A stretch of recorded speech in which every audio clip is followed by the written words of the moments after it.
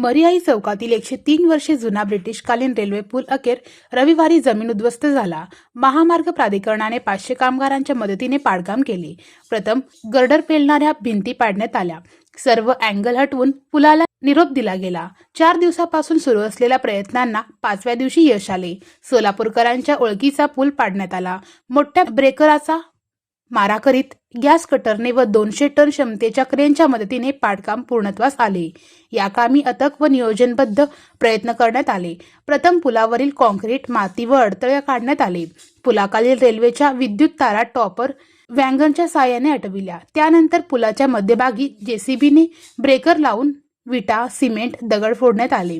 विद्युत तारा पुन्हा टॉपर वॅगनने जोडण्यात आल्या।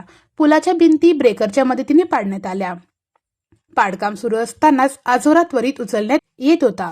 याबाबत घटनास्थळी राष्ट्रीय महामार्ग व रेल्वेचे कर्मचारी हे नागरिकांना स्पीकरवरून सूचना देत होते। वाहनधारकांच्या सोयीसाठी बॅरिकेड व रेडियम लावण्यात आले होते।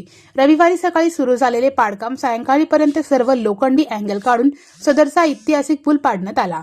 दरम्यान रेल्वेच्या DRMनी पाडकाम स्थळी प्रत्यक्ष भेट देऊन पाहणी केली। हा पूल 1922 साली बांधण्यात आला होता। नवीन पूलही 100 वर्षे टिकणार आहे। वाहतुकीला अडथळा येणार नाही अशा पद्धतीने बांधण्याचे नियोजन करण्यात आले आहे।